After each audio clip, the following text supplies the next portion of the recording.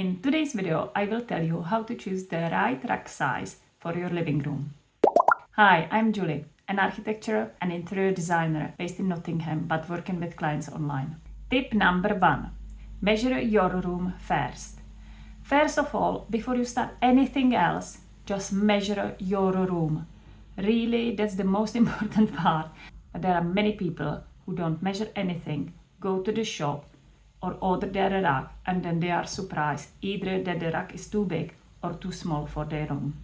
So first of all, measure your room. Tip number 2. All legs rules. What does it mean? It means that ideally all the legs will be on the rack. Furniture, sofa, chairs, coffee table, all on the rack. Of course, if you have a smaller room, there is another rule. Tip number 3. Front legs only.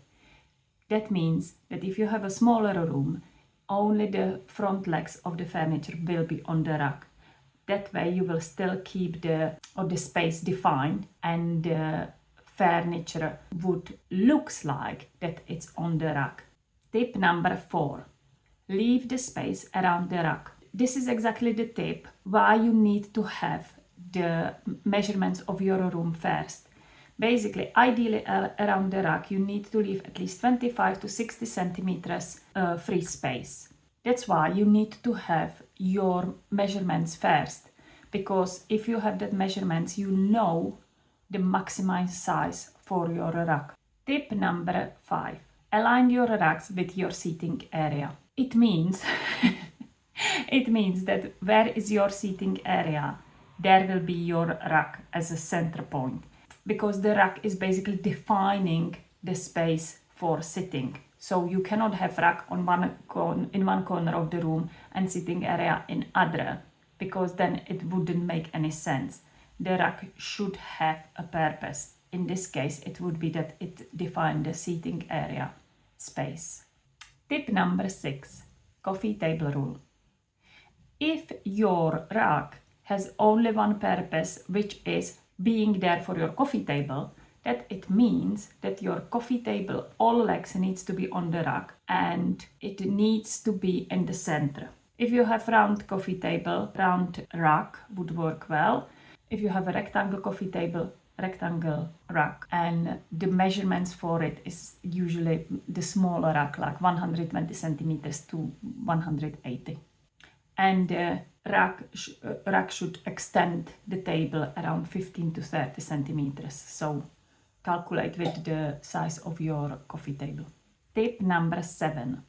Layer your racks. When to do this? For example, you have some favorite small rack, but that kind of rack wouldn't be good size for your room.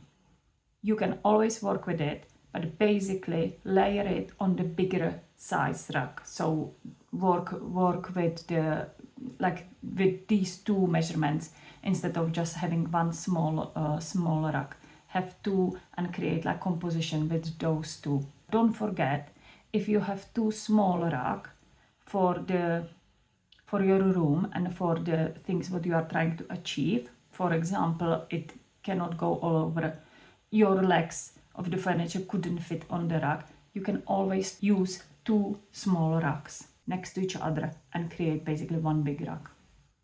Tip number 8. Choose shape of rack which match your room. Obviously, I'm not saying if you have round rack, you have to have it only in the round tower. No, it doesn't work like this, but it's coming again from the rule number 1. Know the measurements and basically take it from there. Tip number 9, how to choose the right size, is choose the size according to the size of the sofa. So with this standard small sofa, you will be okay with the racks around 2 meters. But if you have big sectional sofa or big open plan, you have to work with much bigger size of racks. So you have to go 250 centimeters or 300 to 4 meters rack.